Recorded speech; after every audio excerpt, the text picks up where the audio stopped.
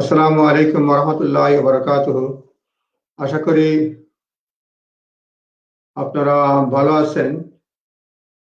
একটু দেরি হওয়ার জন্য দুঃখিত। তারপরও বিশেষ করে টেকনিক্যাল কারণে দেরি হয়েছে। যেহেতু আপনাদের সঙ্গে প্রমিস করেছি যে আমাদের লোকাল এমপি, রেড ব্রিজের লোকাল এমপি টেরি এমপি আমাদের সঙ্গে জয়েন করবেন। সুতরাং আপনাদের কোনো কোয়েশ্চন থাকলে আপনারা করতে পারবেন, any question related to corona virus, এবং আমি চাই যে আপনারা কোয়েশ্চন করেন। সুতরাং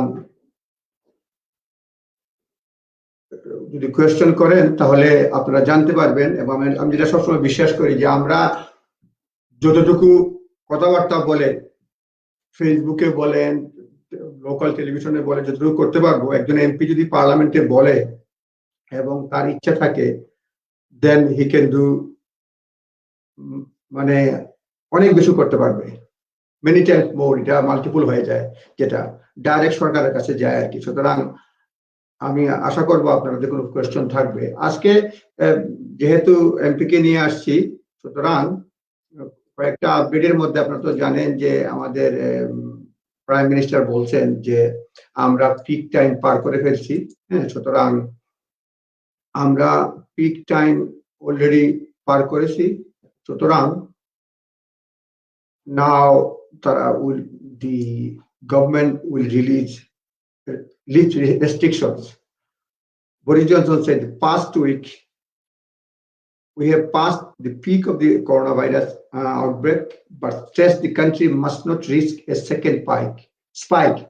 অর্থাৎ সরকার চায় না যে আমরা আবার সেকেন্ড পাইকে যাই, সেকেন্ড ওয়েভে যাই।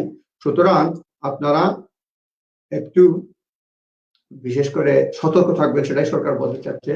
তো today total last 24 hours total death is 674, and overall death is 26,771 so far. So Boris Johnson has returned to work, and this afternoon he said that we have passed the peak. The good news, না বললেও আমরা বুঝতে পারছি এটা good news. তো আপনাদের যদি কোনো কোয়েশ্চন থাকে, বিশেষ করে করোনা ভাইরাস রিলেটেড, অ্যামনেস্টি সংক্রান্ত যে কোনো ধরনের যদি কোয়েশ্চন থাকে, আপনারা করতে পারবেন বা এখানে লিখতে পারবেন। আমি আর 2-1 minute, within 2-3 minutes I'll bring our guest here so that you can ask direct question to him regarding amnesty, regarding no recourse to public funds, any issue that can help our local community or overall anyone from UK. আপনারা প্রশ্ন রাখতে পারবেন। এখন আমার মনে হয় লম্বা না করে আপনারা অনেকক্ষণ ওয়েট করছেন, সেজন্য বিশেষ করে সেজন্য দুঃখিত। আমি কিছু কিছু কোয়েশ্চেন জিজ্ঞেস করব, তারপরে আমি আমার গেস্টকে নিয়ে আসব। আপনাদের কোনো স্পেসিফিক কোয়েশ্চন থাকলে, একজন বলছেন Mahbubur Rahman Majumder Selim, just want to know about vaccine, thanks. Okay, এটা জিজ্ঞেস করব, আমি আনার পরেই জিজ্ঞেস করব। দেন অ্যামনেস্টি নিয়ে কোয়েশ্চেন করা যাবে কিনা, ইয়েস, এনিথিং আপনারা কোয়েশ্চেন করেন, আমি চুজ করব যে কি ধরনের কোয়েশ্চন মানে to give him, to pose him, to ask him. So any question যদি মনে করেন যে এমপি হেল্প করতে পারে, সেটা করতে পারি। এবং এটা একটা আমি মনে করি সুযোগ, মানে এমপি যেটা বলবে সেটা আমাদের জন্য it is helpful for us and beneficial for us. Okay, আমি মনে হয় নিয়ে আসি, তাহলে হেল্প হবে।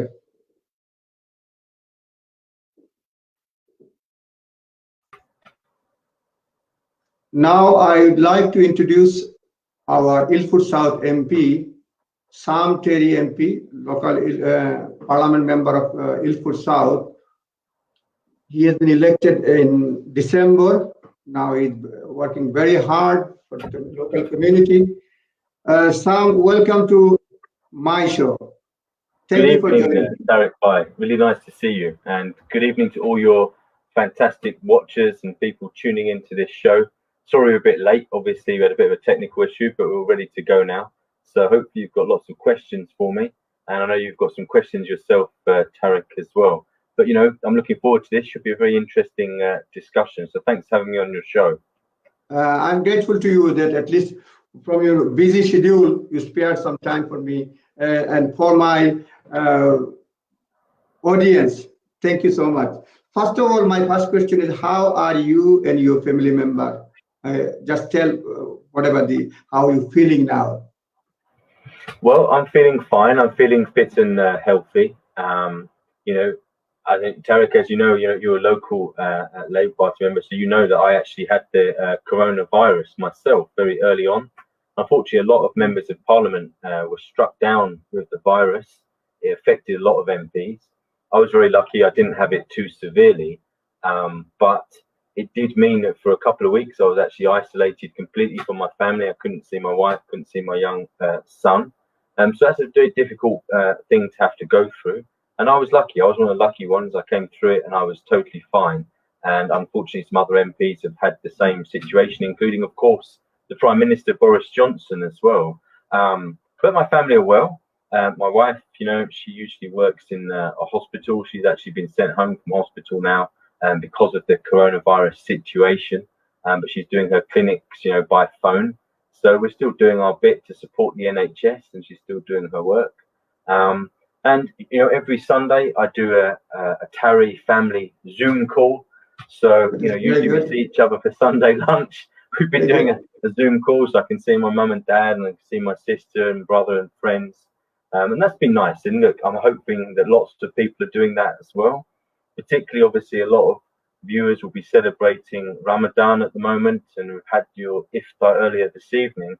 And this is normally a time when we see all of our family. Of course. Yes, indeed. Yes. So actually having to use the virtual way to connect with your family is really important at this time. So people still get to see each other, and obviously that they're not lonely as well. Thank you. What is your experience regarding, as you said, you have a family Zoom conference every week or every Sunday. So what about your experience at virtual parliament, first time in 700 years of British parliamentary history? So what is your experience? Well, I mean, it's been a bit strange, to be honest. So I was actually on the second ever committee. I'm on the transport committee, is one of the committees I'm on, and we had a virtual committee hearing, and we questioned the government ministers. In fact, we had another meeting this week where we were looking at the issue of high-speed rail, HS2, and it did work actually. You have to be more precise in your questioning because you have a shorter period of time. And so each person gets to ask a set amount of questions, and the MPs agree that beforehand. And it's important that even in the midst of a crisis, that democracy obviously continues. We had on earlier this week, I think on Tuesday, one of the first ever maiden speech. So that when an MP does their first speech for the first time in Parliament, this is one of the last ones to do that. I've done my maiden speech about a month ago. Virtually. So the person actually beamed in from their home in their constituency and gave their very first speech to the House of Commons. And this was on the issue of the I think it was one of the bills yesterday that was in Parliament. And so it's been a learning curve. It hasn't always worked. It's strange. You see Parliament is very empty, and they're deliberately putting only 1 or 2 or 3 people in so that people keep the social distancing. I actually went into Parliament for the first time since the lockdown this week, because I was giving a short speech on the issue of yes, we have seen it on Facebook. Yes. Yeah, and it was very weird. It was very quiet. Usually it's a very busy place. There's lots of people there. There's staff. I mean, even myself, I actually realised before the government enforced the lockdown where we were kind of headed. And so what I'd done, I closed my office in Westminster in Parliament early. I sent all my staff back to Ilford. In fact, I even loaded my own car, put all the computers in the back of it, drove back to the Ilford office. And we were only there a week, and then the lockdown happened anyway. So everyone's now working from home. So if you are getting in touch with my office, everyone's working virtually. And we're making a success. We have a daily team Zoom call. And, as I said, I've got my select committees. I had a private select committee meeting this morning. We've had meetings with the leader of the Labour Party, the new leader of the Labour Party, and the deputy leader of the Labour Party. In fact, so you had over 200 MPs on the call. So it is working. We're all finding our way forward. And today, Parliament was actually testing, and I don't know if they're going to definitely do this, but they were testing for the first time actually voting virtually. So, I could beam in from my house and, I could actually vote.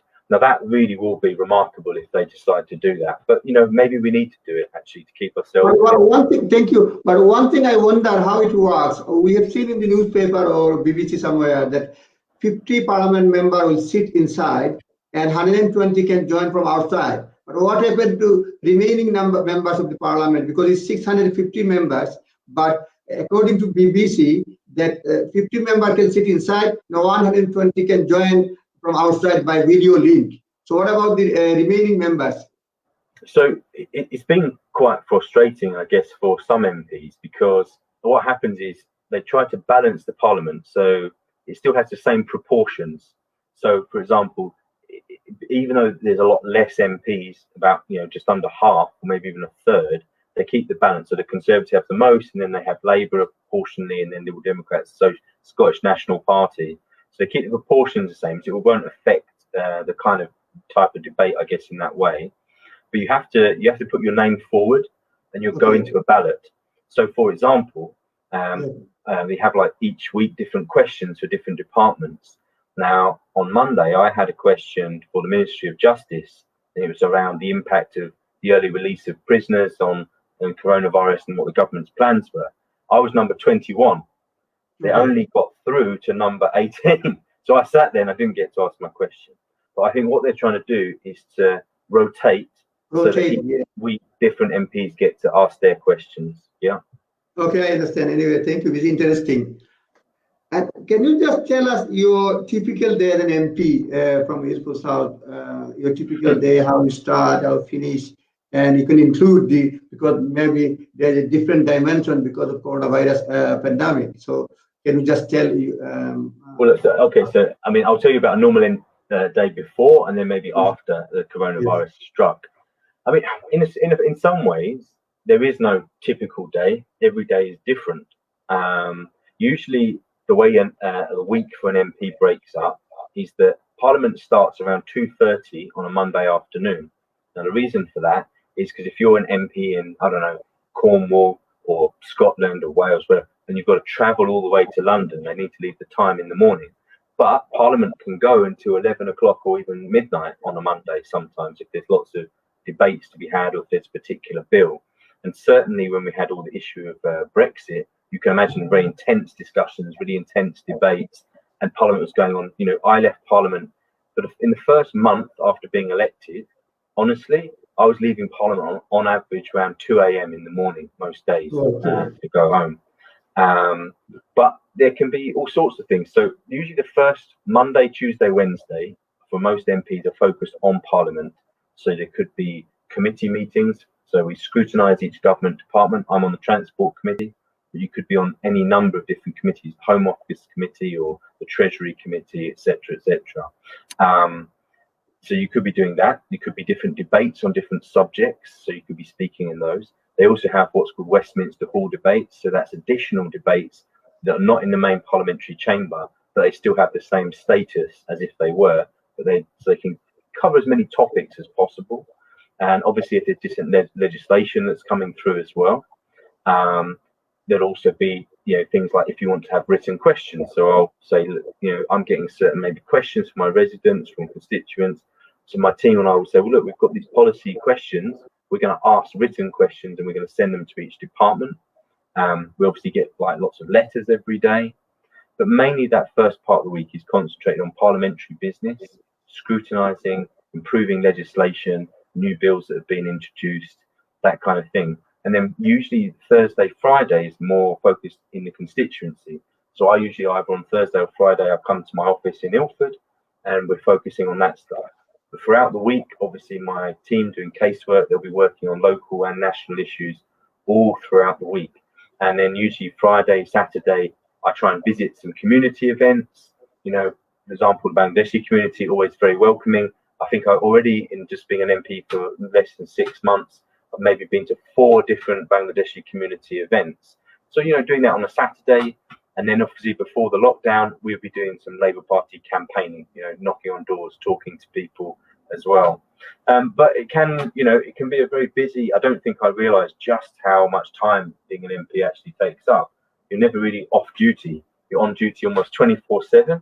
And as I said, more often than not, leaving. How many correspondents you receive? How many correspondents you receive every week from your constituent? How many letters or emails? Yeah, a lot. I mean, every day we get hundreds of emails. But I mean, I would say that in terms of Ilford South residents, you get people writing in kind of two categories. One, people write in because they've got an important issue of policy. So they might say to you, I'd really like to know what your view is on a particular issue. It could be an international issue, it could be about a certain policy, and whether or not you're going to support them to change it. Maybe they're writing in about the environment or something like this. They don't actually want you to do something for them. They want you to kind of represent them in terms of this policy position. But the main type of work that comes in, a lot of people who have difficult situations. So, for example, they want advice on housing, they want advice on immigration. They may be having difficulty with the local council. They want to take things further, or they're a local business. I mean, particularly in the midst of all the coronavirus stuff, I've been doing a lot of work with local businesses, not just locally to ensure that the council is giving them the grants and the funding that their government have put in place, but also when they're raising issues with me, for example, that the government policies around the coronavirus grants and what's called the C bills have not really worked for their business, and so they're in real danger of going bust. I've been actually writing directly to government ministers on that issue and then taking it up. So what I would say is there is never really a typical day for an MP.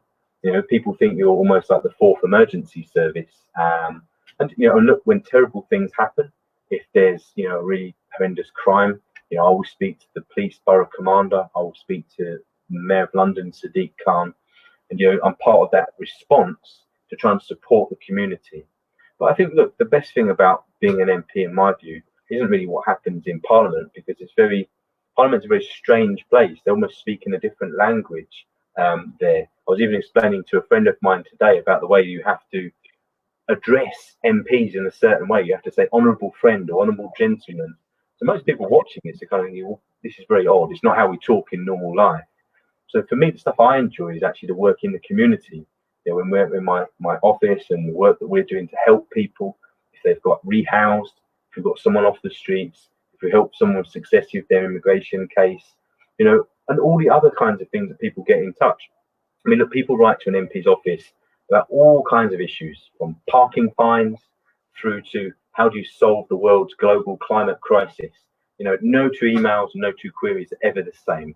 And so it's very varied. And so we spend a lot of time doing research, trying to give people as best answers as they can, and then trying to represent their views.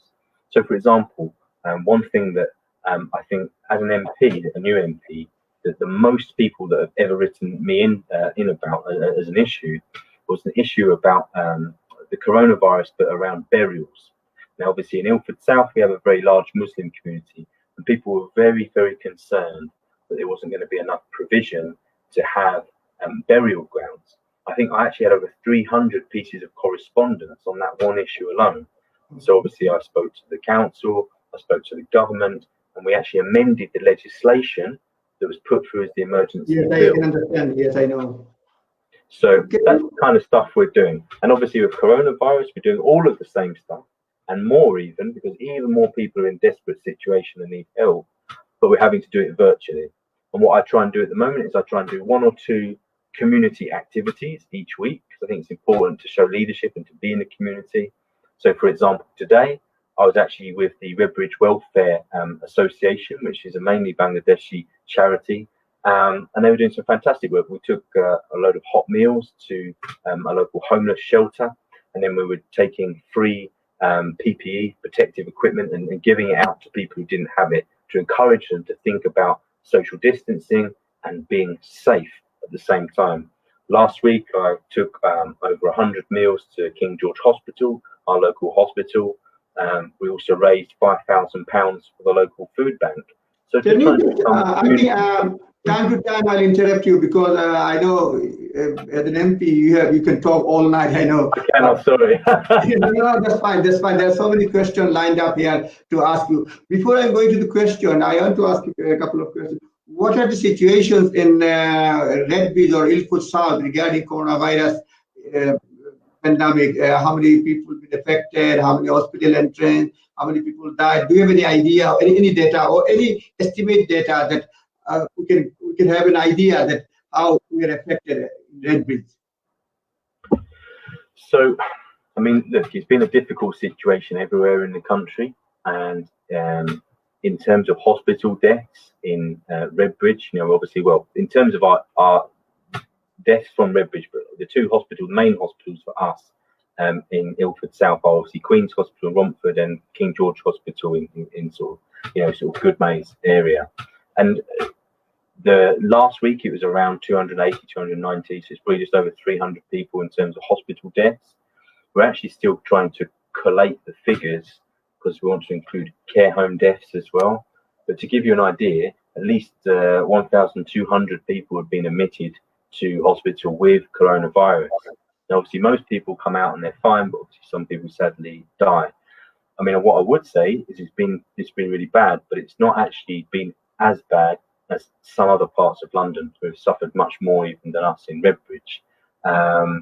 One of the positive things, and it's always good to have some positive news, is that originally we were planning, and we actually had built up across the two hospitals and Goodmayes Hospital as well. They actually turned some of it into a ward to treat coronavirus.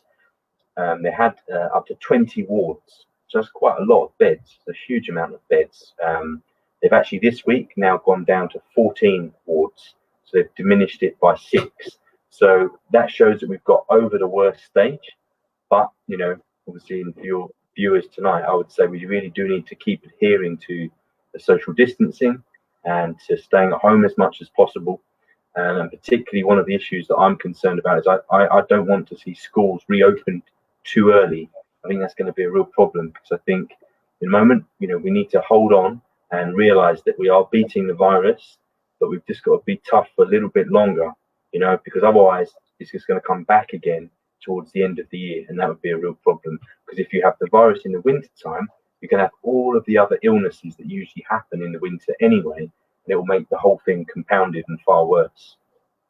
Okay, thank you. I'll go, because many people ask me the same question, so I'll go question a little later, because I'm just telling my audience that some said that you will stay as long as you have a question, you will answer all the questions. My question is that you have done a lot and you are doing. Can you just share, before I go into the question, that you have done for someone something good and that touched your heart that you have done for any constituent, any good thing, and anything that you have done positive for someone, and that heart touched your heart? Can you just share with us that you feel good about that you have done something, you have done something positive for good for someone in your constituent as an MP? Well, I mean, I'll give you 2 examples that are recent ones. Okay, so when we realised the lockdown was going to probably happen, I decided to write out to every resident in Ilford South over the age of 70. It was just over 3,500 people. We wrote a letter, put it on parliamentary headed paper, and we sent it out to all those residents. We probably had at least 200 to 300 phone calls and responses by email from sending out that letter.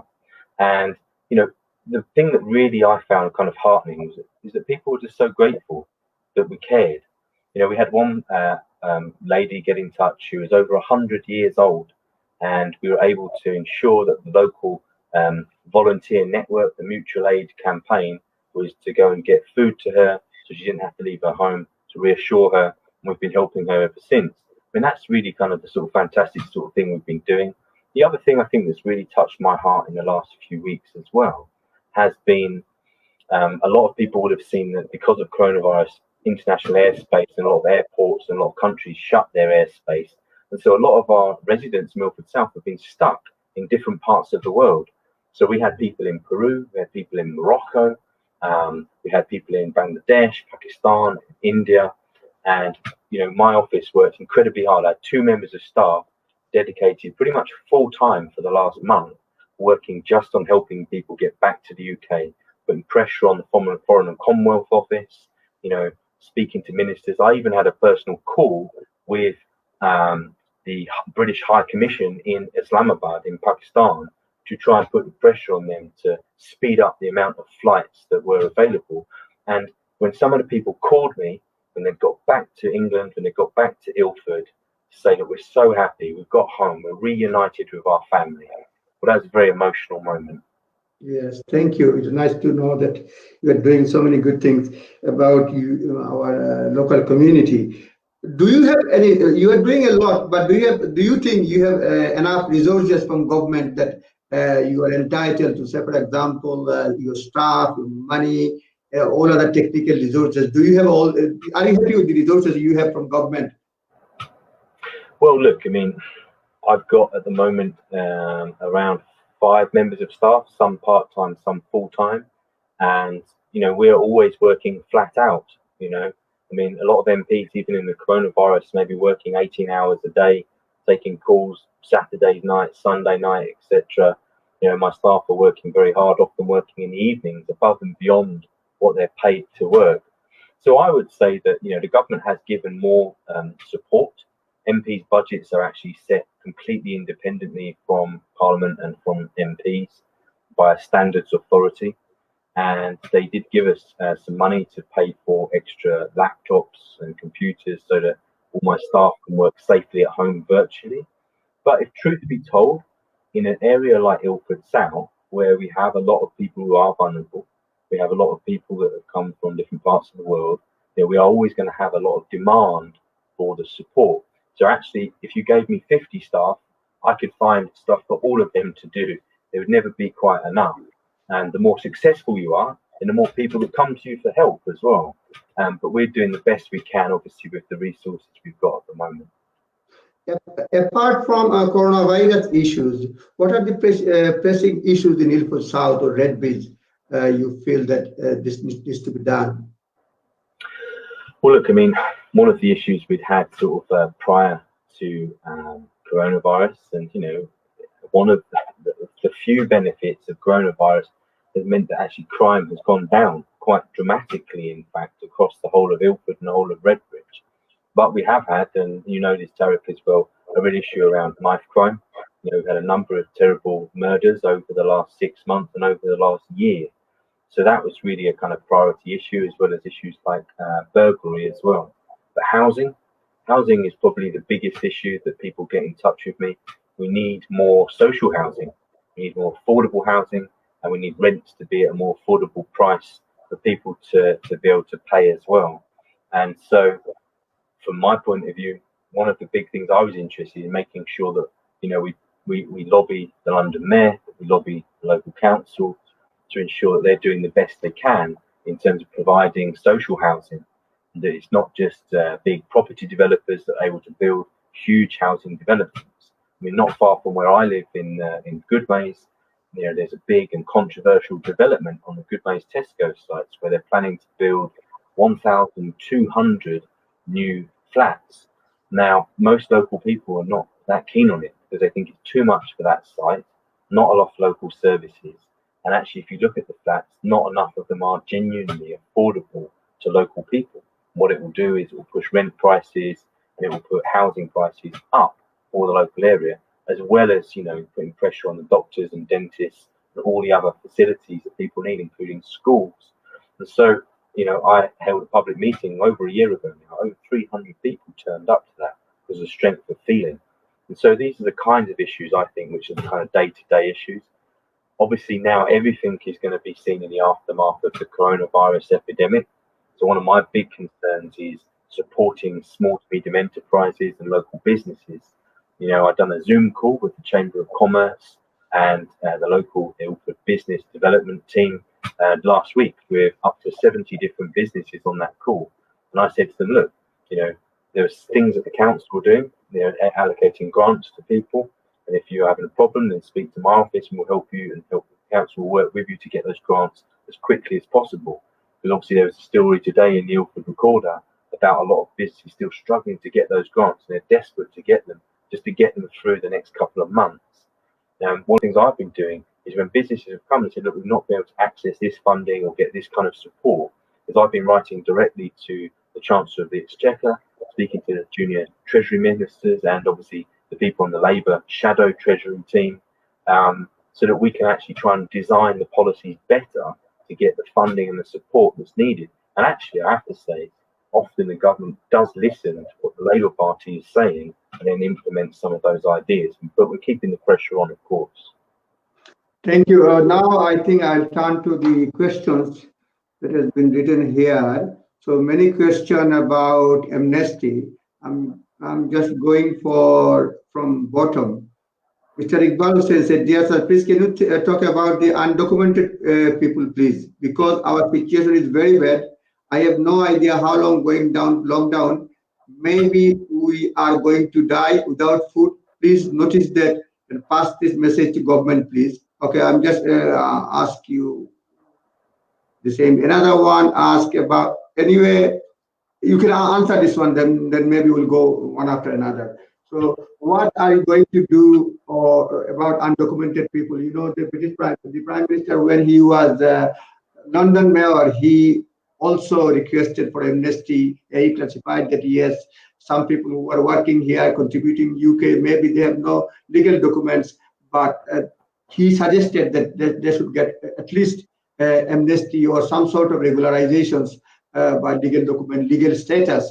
Now, because of coronavirus crisis, many people are suffering.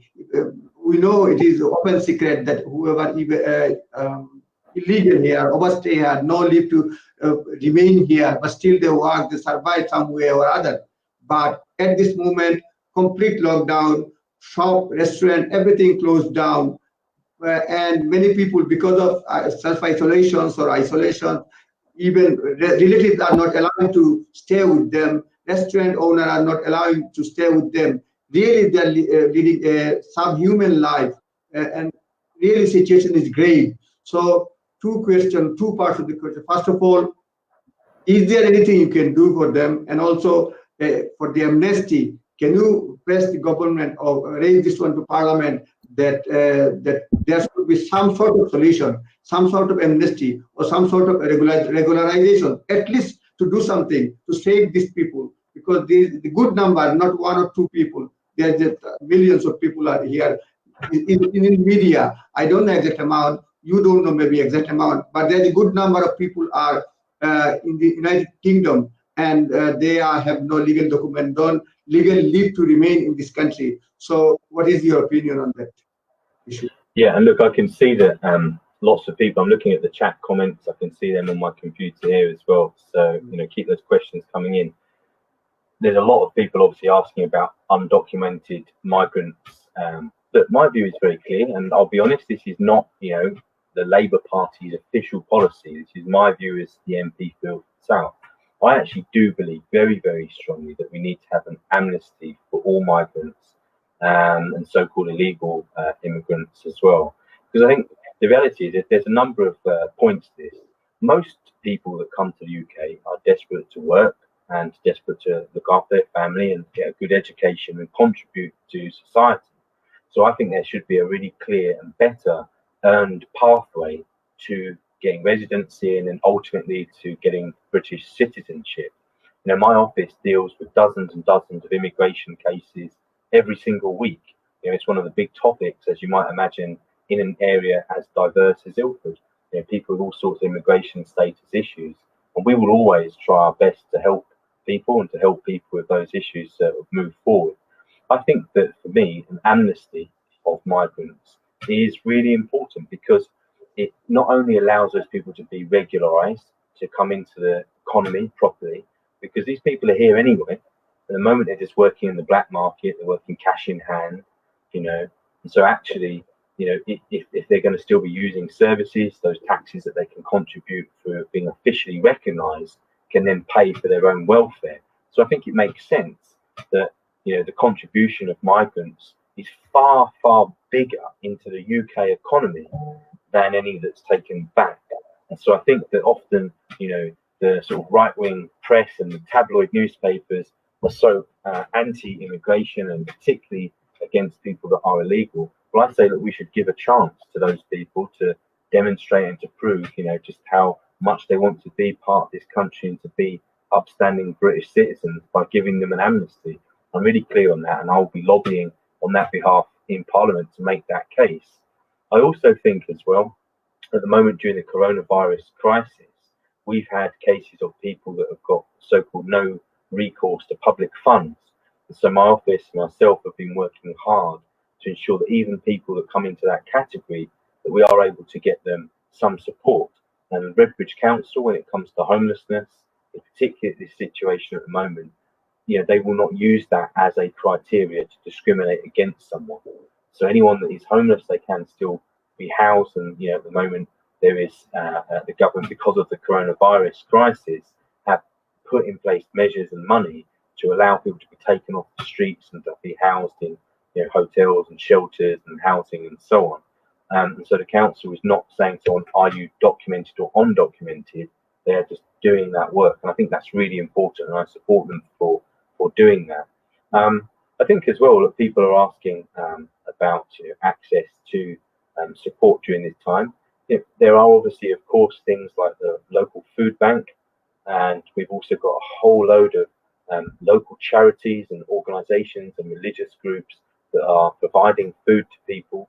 The last couple of weeks, I've actually been out in Redbridge. We've got what's called a mutual aid group, which is volunteers, taking food, taking medicine to people. Each week over the last 3 weeks, I've been out with them delivering sometimes 100 hot meals to people.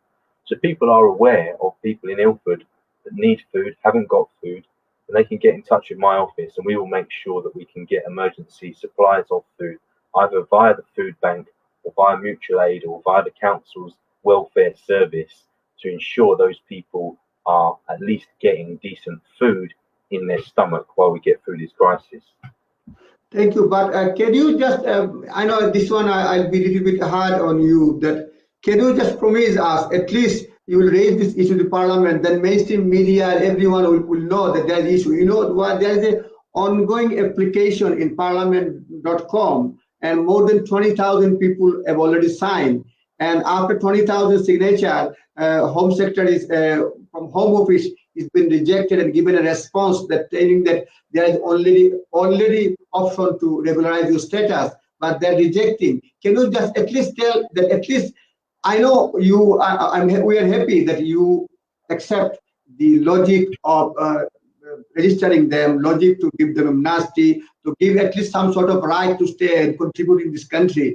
There must be some conditions, but can you just at least tell us that you will raise this Parliament? I'm not telling you tomorrow, at least within a month or so, sometime when you get a chance, that look, so many people are living a substandard life, subhuman life.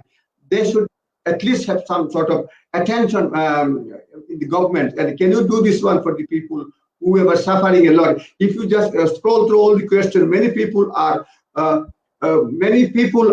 raising these issues, and they are asking you, begging you to at least raise these issues, to do something. So can you give us at least some sort of promise that you raise the issue? I'll not push any other thing, because so many people are suffering, really suffering. Can you imagine someone is staying in this country, first world country, no space to sleep, there is nothing to eat. I understand you said there is a food bank, but at this crisis, people cannot go out, there is no work, nothing. So can you raise this issue to Parliament in near future? I'm not telling you tomorrow, not telling you something. At least if you promise, then we can tell, look, I've raised this issue to our local Parliament member, and he is sympathetic to the cause, and he raised these issues. So can you give us some sort of promise or assurance that you will do it? I'm strongly just requesting you. No, absolutely. I mean, look, this week there was the domestic abuse bill, on the very serious issue of domestic violence, and unfortunately, there has been a huge rise in domestic violence across East London during the lockdown period. People are getting very stressed. Families are at home all the time together. People can't escape. And there's been a lot of violence and domestic violence, and that as much as a 60% increase in reported phone calls to the police in Redbridge, for example. Now, why do I mention that? Because one of the things I spoke in the debate on the bill, and people can go on my Facebook page, and please do go on my Facebook page, see all the different speeches I've put on there. We put a video of this one up there this week, and in that I explicitly called for the no recourse to public funds to actually be abolished. Now, that was obviously around the specific issue of domestic violence and access to those services. You can extend that logic. And so I think one of the things that we would like to be pushing is for a humane and humanitarian policy on immigration. And I think that under the last Labour leader, Jeremy Corbyn, that was something that was really important to the Labour Party. And for migrant communities, it really won an awful lot of support amongst those communities, because we actually said, look, if you're coming here and you're contributing, there's going to be a very clear pathway. And numbers of, not just the current Mayor of London, but the previous Mayor of London, who now happens to be the Prime Minister, have actually talked about the idea of having an amnesty for migrants, and this is one of the things we can absolutely raise in Parliament when we're able to return properly. I think one of the things we could do is to maybe try and have a debate on this issue in Parliament. You can have things like Westminster Hall debates, backbench bill debates. So one of the things I can do, with the support of my constituents in Ilford South, people want to get in touch with my office and we want to take this forward, we can actually call for a debate, and we can actually have people from Ilford come down and watch that discussion amongst members of Parliament about how we could move forward to a just and a humane amnesty for migrants in the UK. Thank you so much for your assurance. Now I'm going to another question. Anwar Mia, he's a barrister and also Labour Party PPC for 2 times. He said, "Hi Sam, although I'm not in your constituency as a Labour member, I'm very proud of you and what you stand for. My question is, will you visit to Bangladesh, including Sylhet, and see what fabulous ancestral home we have?" Yeah, I'd be delighted to. In fact, I've already got it on my list of once you're out of lockdown, of places to visit, and going alongside, with friends from Ilford as well. It's a growing list. As you might imagine, we've got, a number of different stop-offs in Bangladesh. We've got a few stop-offs in parts of Kashmir. We've got stop-offs in Amritsar in India as well. So it's going to be a global trip. Hopefully I'll have enough time to do it once we're out of the lockdown, maybe over the summertime. Thank you. Maybe I'll also include my invite to you. I'm inviting you as well. I look forward to it, my friend. Thank you. Now, one more question. Elliot Rose, could you please submit a bill to Parliament on amnesty for undocumented migrants who have been UK for a long time? Some people who deserve basic rights. Please support them, not immigrants. Okay, we support them not because it's going through. Please support them, not immigrants, but human beings. This crisis period, let them become productive part. You have answered already. Now I'm going one by one. Musaddiq Jaigidar, Mr. MP, undocumented immigrants don't need food, house, or money. They don't need to amnesty because they are very strong in their lives. So they need your help to save them, please. And I'm just going up there's a lot of good comments there. I agree exactly with these points. We should allow people who are already working in this country to be regularized, so they can have a tax code, pay their tax, using the NHS, dentists, or whatever. Maybe the children are going to go to school here as well. The reality is, we need to be realistic about this.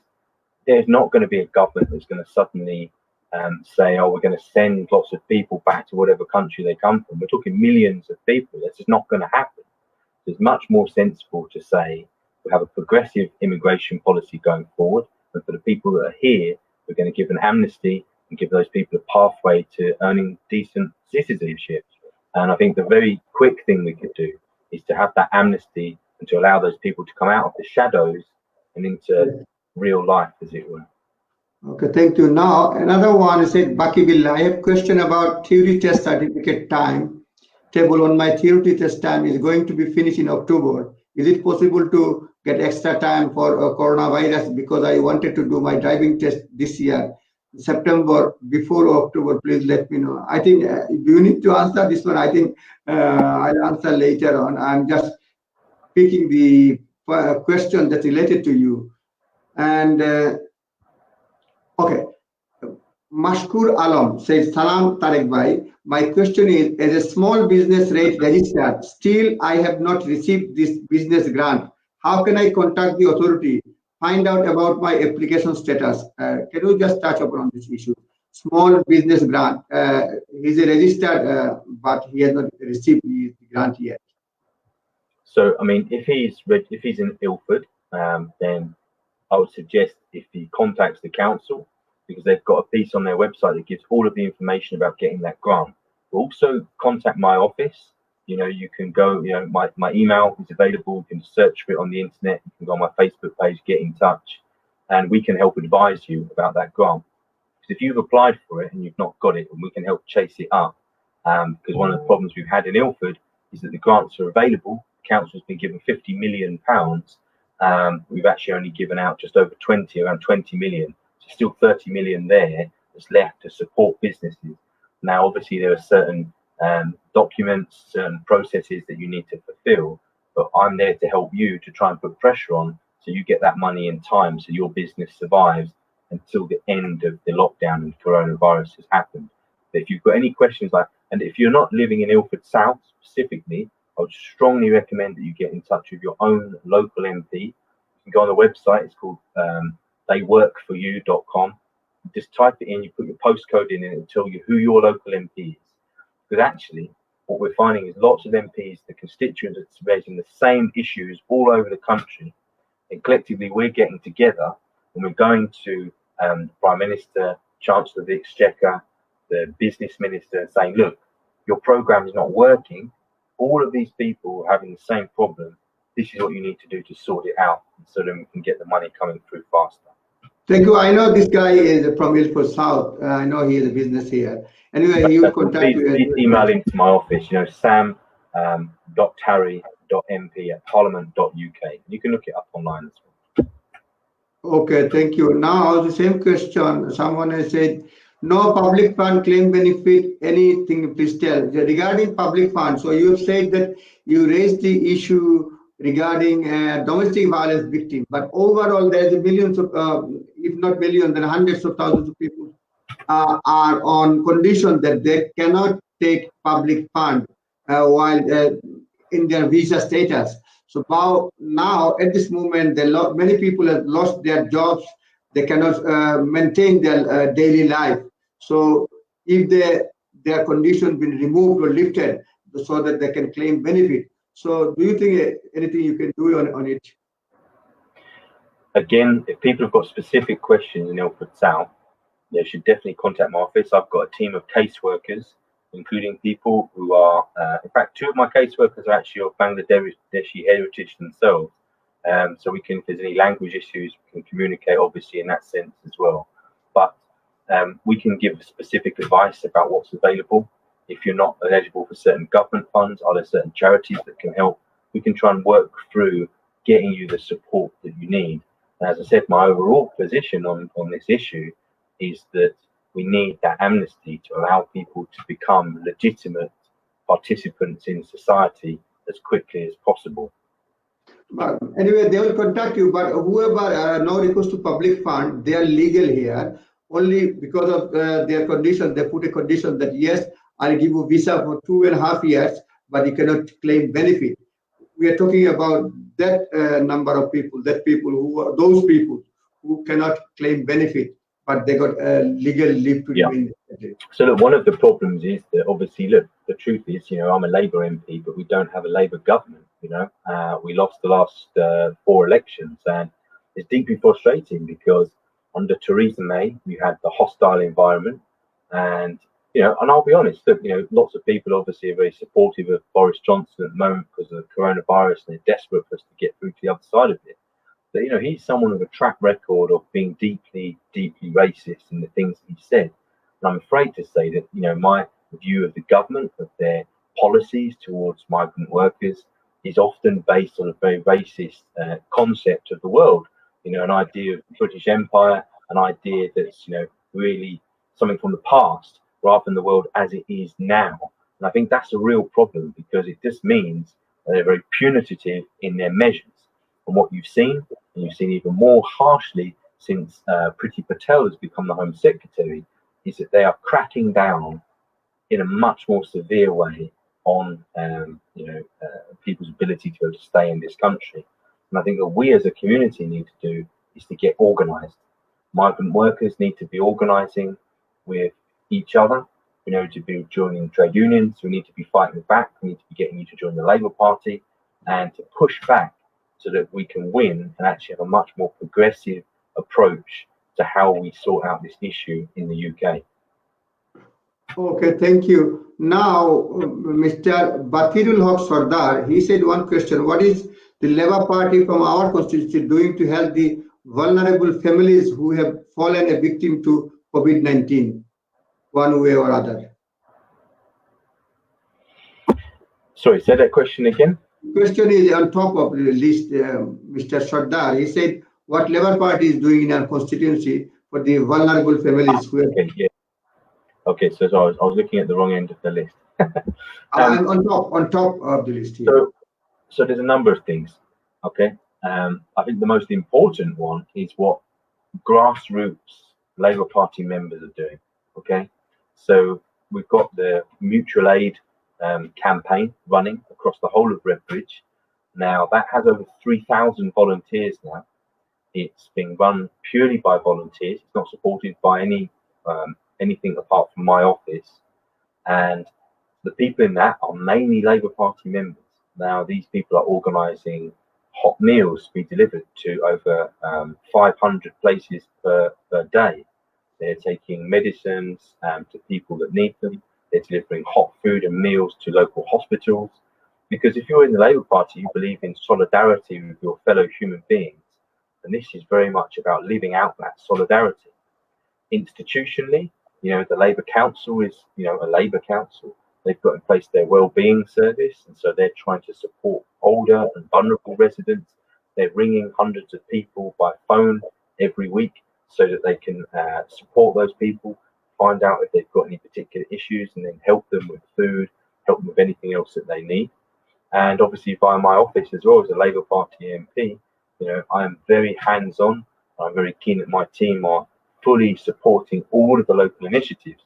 So just in the last couple of weeks, I've been out with the community campaign against poverty. I've been out today with Bangladeshi Redbridge Welfare Association. I've been with the Seven Kings SSLE Gurdwara. I've been doing a number of activities as well as the mutual aid team as well. I've done stuff with local churches and with the Federation of Redbridge Muslim Organisations.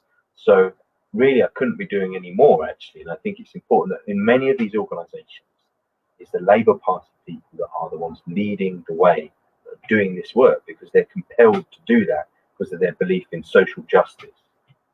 Thank you. I think another important question, Masood on top, Masood Rana Halal, are you with me? Can you just follow? I don't know what screen you are following. Is right hand side on top, second on top, Masood Rana Halal. He said many business who are registered business related to the council are getting business grants.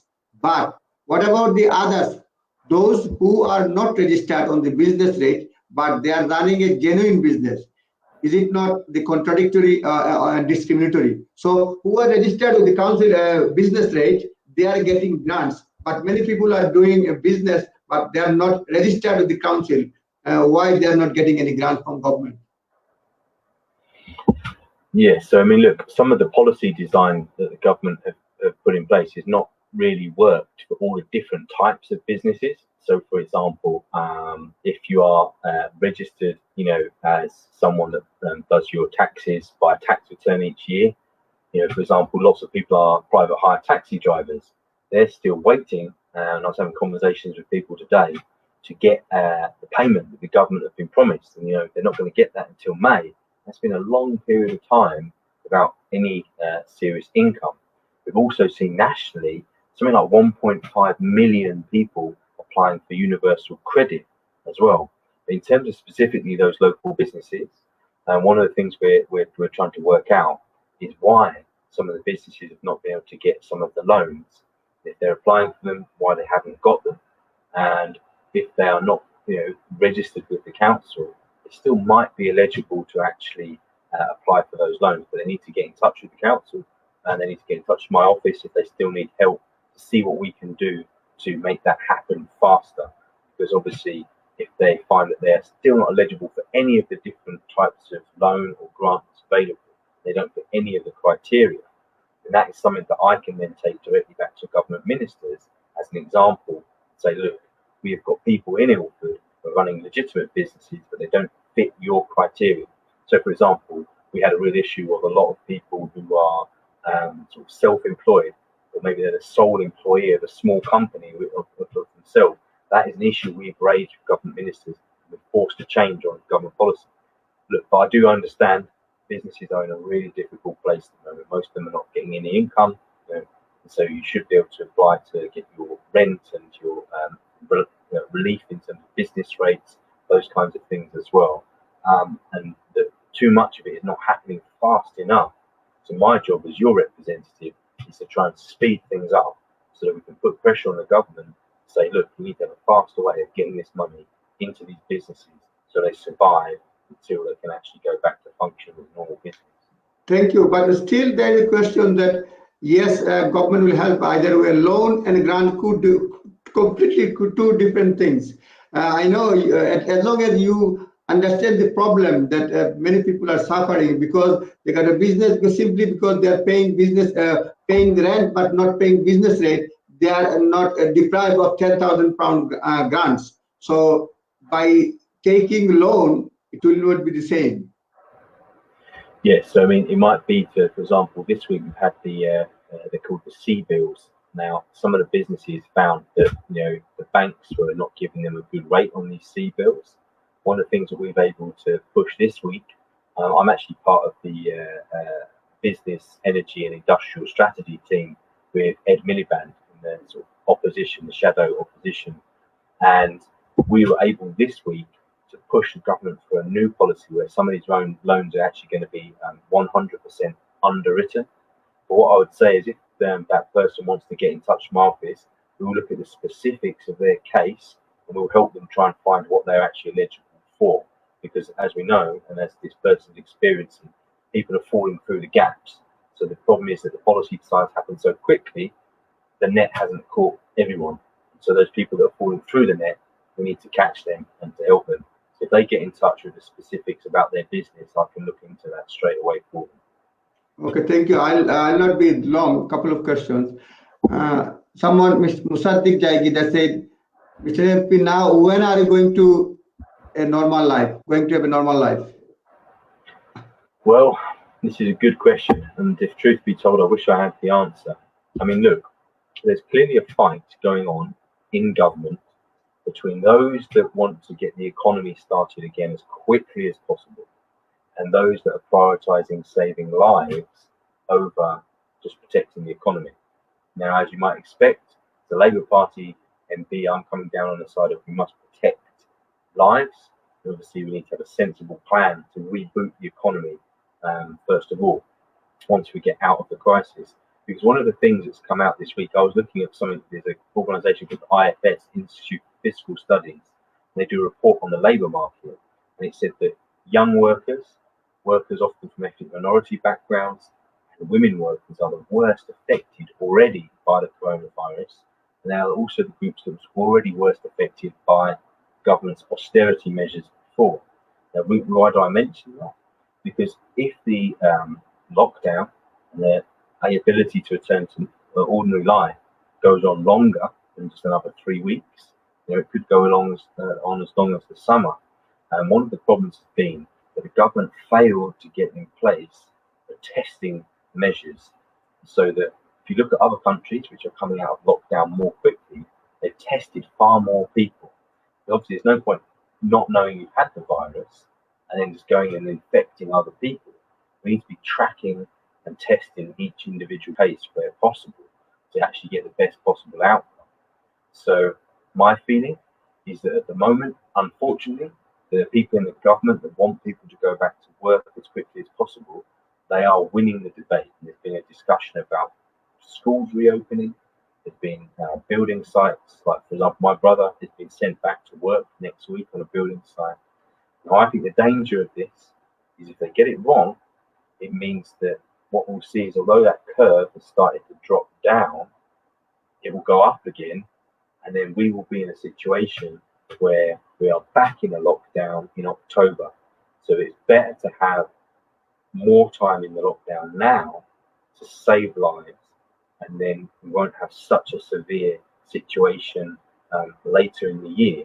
It also gives us more time to actually work on a vaccine, because that's the real thing that will make the difference, is to have a vaccine that can at least get us through to the other side. So my priority is saving lives, and that we will put the money into people's pockets and into businesses as soon as possible. Thank you. Just last couple of questions. Sonali Usha, is there any facilities who are already in low income? So which kind of facilities? So any type, I think she meant that any benefits or any types of facilities for low income family. Sonali Usha. Yeah, I mean, obviously at the moment everything has shifted towards universal credit. Now, if you should be able to contact the Department for Work and Pensions. Everything is available online to find out if you are eligible for this. And if you're unsure and you live in Ilford South, again, it's something my office can help you with. We help people ensure that they get all of the different support that they're available for. And with things that you're not even sure, there's special hardship funds that can be accessed. And I've got an expert team of caseworkers who are specialists in this kind of work, and that you can make sure, not just through charitable means, but actually through government means, that things are available. If you're eligible for them, then we will make sure you get that support that you need. Thank you. Ronnie Freeman, some interesting question I want to ask even. Request him to spend more money for NHS than making war. Look, I mean, my view is that NHS has been chronically underfunded for a very, very long period of time. And it's really deeply frustrating. So one of the reasons we are now the second worst country in terms of death toll, coronavirus, worse than Italy, worse than Germany, worse than Sweden, only behind the USA. Now, it's a crying shame because it needn't have been like this. The government were advised by scientific advisors in 2016. They've done a simulation, a test. If there was a type of pandemic, what do we need? And that test said that they needed more protective equipment, masks, gowns, all of these kinds of things. And that we were ill prepared. We didn't have that many ventilators as well. And all of these things were actually predicted in this kind of government simulation of a global pandemic. But the government decided to ignore the findings of that report in 2016 and not to implement it. So I think the lesson from this virus is that all of us need to be committed as a country to putting the money into the NHS. And it's not just about the equipment, it's also about the most important thing in the NHS, the staff. We should not have a situation where nurses are having to get into tens of thousands of pounds of debt just to be trained as a nurse. It's outrageous. What they should do is they should wipe clean all of the debt for all of the doctors and nurses, so that they have none of that debt burden on them. And that going forward, we should ensure that every person who is capable of training to be a nurse or a doctor is able to do that without a cost to them at all. It should be free, because we are desperately short of nurses, we're desperately short of doctors in many parts of this country. This has been an ongoing crisis for a long period of time. And one of the realities is, in a Western country, the average age of the population is going up. The people on the whole are healthier. That means there's going to be even more pressure on the NHS in the future and on social care. And we've seen the situation in care homes in this country where too many got too little PPE too late, and the death toll has been really, really high because of this virus. So one of the things, and the People Aid Party have talked about it by Andy Burnham, is that we will have a combined health and social care service as one national service provided through taxpayers for free by the government. And that, for me, is absolutely the right policy that we need for this country. Thank you. Mr. Biladur Rahman Kasem said, what do you think? This is an attack on us by man-made virus or accidentally or intentionally? Look, I'm not a scientist, so I don't necessarily know the veracity of that thing. I mean, clearly, there's some real questions to be asked about intense factory farming, because we've seen, as we saw with the SARS epidemic, jump from different types of animal that people are eating to humans. So if people, and there's been lots of discussion about whether some of these viruses were transmitted from bats that were eaten by dogs and that people were eating dogs.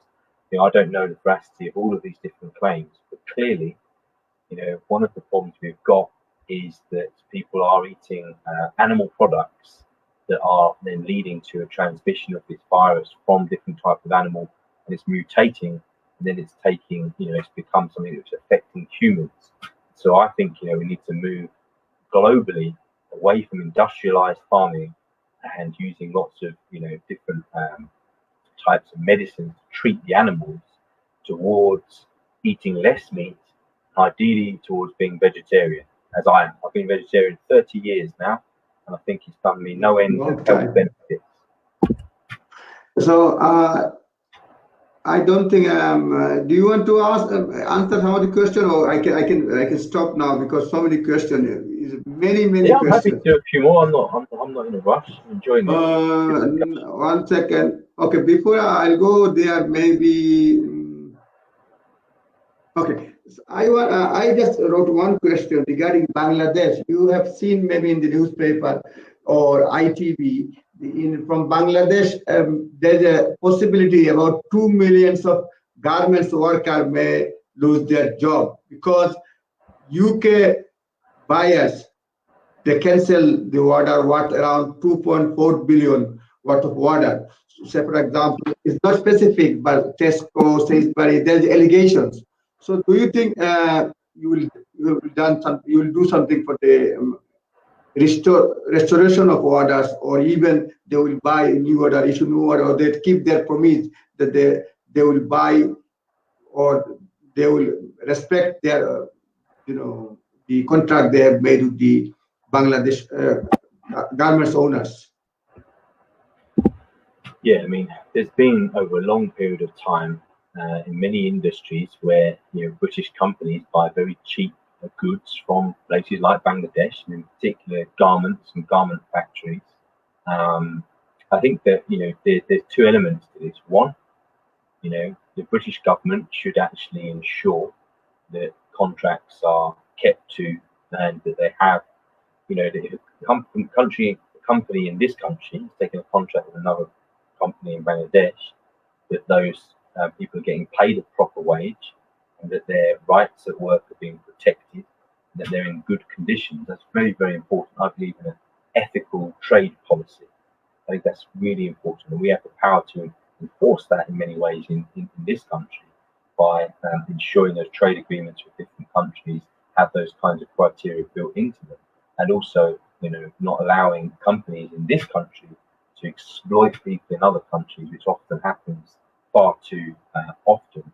So look, on the specifics of that particular case, Tareq, I mean, I think, as you know me, my instinct would be that this is terrible and they shouldn't be able to do that. And we would need to look at what kind of legislation needs to be changed to stop this kind of exploitation happening in the future. Because obviously, clearly, those contracts should be honoured, absolutely. Thank you. And regarding, can you just tell us what lesson we have learned from the coronavirus pandemic that we'll remember for a long time? What lesson did coronavirus given us?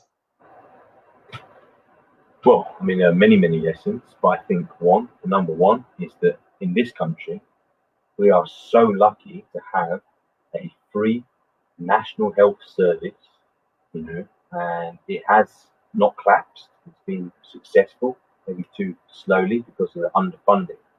But, you compare our situation to the US, where their medical system is paid for by private healthcare insurance rather than just through general taxation.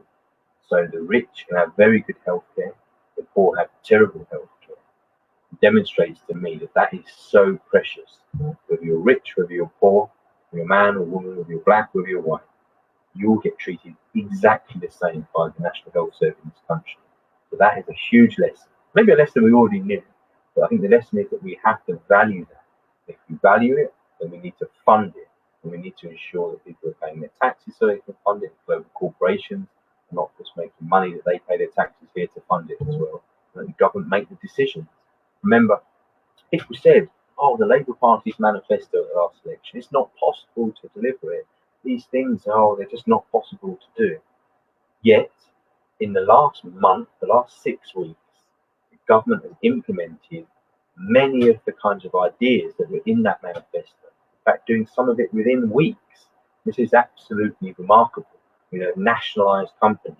They've nationalised the rail service. They've put investment into nearly every company in this country directly from the government, taking controlling stakes in other companies. So it's clear that when the time is necessary, we can develop a completely different approach to the economy. So one lesson I'm taking is never ever let the Conservative government tell you that something is not possible when it clearly is. Thank you. Can you just tell us one housing-related question I want to put you? Then you said we have not received enough property to beat this period since coronavirus started. How Red Bush Council will overcome this backlog at this due time?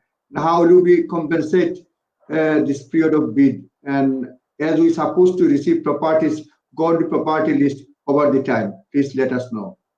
He said he could not bid the property. And we have not received enough property to bid this period since coronavirus started. So sorry, what was the question that you wanted? Question is Mashkur Alam. He said housing related is okay, yeah, I found that one. Yes.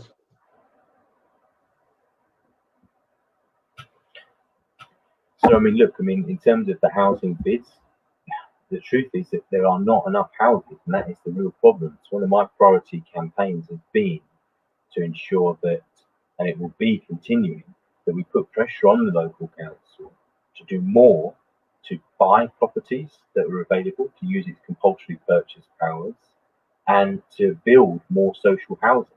I would like to see more social housing built that can be affordable or offered at genuine council rents or affordable rents to people, as well as properties to buy. Because at the moment, too often the priority has been big commercial property developers who are making multi-billion-pound profits, rather than actually supporting the local hard-working residents who are struggling to pay their rent, certainly can't afford to buy a house. So if you've got things in terms of a specific case, about your case, please do get in touch, obviously, with my office. My casework team and myself can help in terms of looking about your issue, whether there's anything we can do to help you get the house that you deserve.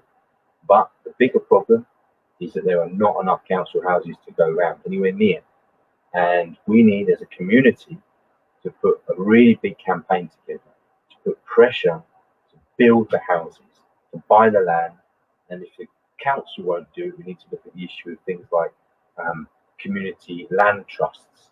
So the community comes together, we raise the money, we buy the land, and then we have properties for rent or for sale that are not at a commercial level, that are built at the basic level, and then they're sold and rented to people. It's been done in other parts of London and done in other parts of the country.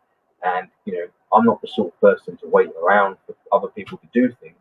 I believe if people aren't going to do them, then we need to get on and try and do it ourselves. So it'd be something I'd love to work with many of your viewers tonight to put that kind of campaign together, because housing is such a massive issue, not just in Ilford, but across the whole of London. Thank you. Last two questions, then we'll wind up the program. What are the failures of government to tackle the or reduce the death numbers in UK this time in pandemic crisis? What are the government failures? The government figures? Failures. What government could not do properly? Oh, sorry, the failures. Okay, so I had a bit of a bad connection there. Well, I think the thing that's really clear is that they didn't forward plan. So that meant that we, as I said there in 2016, and even before then, look, Bill Gates, you can go on YouTube, you can see his TED talk. I would say to people, go and watch it. He predicted that there would be a global pandemic at some point. It would be the major crisis facing not just Britain but the world. And people didn't listen. This is the problem. The government, has implemented 10 years austerity measures, which are clearly a false political choice. We've invested into the economy, we've strengthened the economy, we've invested into the NHS, we've strengthened the NHS, and we're in a better situation now. So the fundamental lack of forward planning, and in the specifics of this crisis over the last month, their failure to implement the lockdown quickly enough, their adoption of the herd immunity strategy, and then the U-turn. If you go on my Facebook page, you can actually see me speaking in Parliament against Matt Hancock, the Health Minister, asking him, why did they put in place the herd immunity strategy and then change strategy? Because they never should have put the herd immunity strategy in place ever, because that meant that they were prepared for tens of thousands of British people to potentially lose their lives. It was the wrong strategy, completely the wrong strategy. If you look at what the Prime Minister of New Zealand, a Labour Prime Minister of New Zealand said, in Jacinda Ardern just this week, she said that they never even contemplated going for a herd immunity strategy. They wouldn't let any New Zealander lose their life through government, strategy that had gone wrong. And this is a real problem.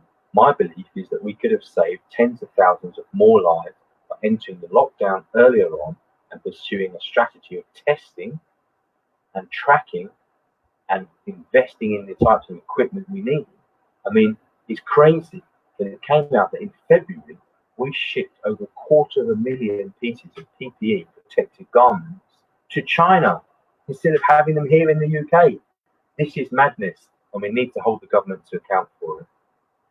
Thank you. Do you have anything to say to your Ilford South constituents? And at the same time, we can conclude that, is there any proposal for cancellation of council tax for 3 months? Look, I mean, I can't speak obviously for the council. MPs don't control the council. But what I would say is that, people should be writing to their local councillors in Ilford South and to the leadership of the council and saying, can they get a council tax relief of some description, or can at least be a break?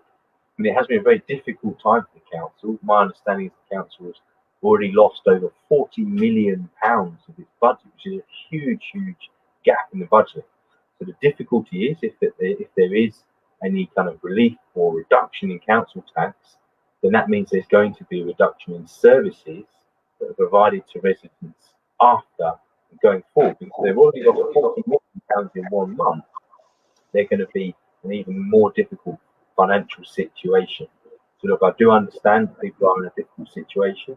Now, if you are able to demonstrate that you are on certain types of things like universal credit, can actually be eligible for relief on your council tax. So what I would say again is to get in touch with the council, find out what you're eligible for.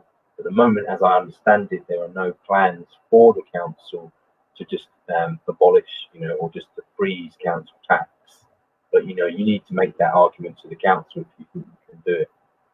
And what is anything you want to say towards your Ilford South constituents? I'd like to say thank you for all of the support you've given me since I became an MP. Many of the people that are watching tonight, some of them I will have met them during the election, and some of them are people I'm regularly in touch with. And I would like to say, look, it's a really difficult time. It's a really difficult time for all of us. And what I've seen that's really inspired me over the last few weeks and 2 months is that so many people, despite being in difficult situations themselves, have come forward to volunteer, to help their neighbours, to help those that are vulnerable, to help those that are homeless, to help those that have less than them. This has been really inspiring, and I think it shows what a great place Ilford is, because people do care. They care about each other, and that humanity and that compassion that people have been sharing for each other and showing each other, is going to get us through this crisis. And I'm only as strong as the team behind me. And I know that many people in the Bangladeshi community and beyond are part of my team now. And they're helping, and they're working and volunteering every day. And I think we can really not just get through this crisis, but we can actually build something really special so that Ilford is again a really great place to live. People want to come and be part of our community, and that we're going to have really fantastic things planned for the future to lift our community in really positive ways and give future generations all of the opportunities and the chances to do as well as I do. Because, you know, Ilford's where I'm from, it's where I lived the vast majority of my life. And even today, I was out with someone from the Welfare Association who said that their wife actually used to work in Ilford Sainsbury's with me. It just shows what a small world it is. And obviously, when I was, you know, as a young 16-year-old stacking shelves in Ilford Sainsbury's, I didn't think in a million years I would ever end up becoming a member of Parliament. But here I am. I think that's just a really powerful story of just what you can achieve in Ilford. And that's the opportunity that I want every single young person in Ilford to have going forward. So that we'll get through this. You know, I'm here to help you. You guys voted for me. Put, you know, your questions to me on email. Contact me, add me on my Facebook page. You can follow all the work that I'm doing, that my team are doing as well. You know, please just go and do that so you can keep up to date. If you've got questions, things that are concerning, we haven't answered all your questions tonight. We've got specific things about your own personal situation, immigration, housing, your business, whatever. Email in, and me and my team will pick that up and we'll respond to you within the next 10 days or more urgently if it needs to be responded to more urgently. Thank you so much for giving us time, because we agreed for 30 minutes, now nearly more than, I think more than 90 minutes we talked. Thank you so much giving us time at the middle of the night nearly. That's Thank all you right, so my much. pleasure. We are grateful to you, and stay safe. Thank you. Good night. God bless you all. Salam alaikum. Good night. Thank you.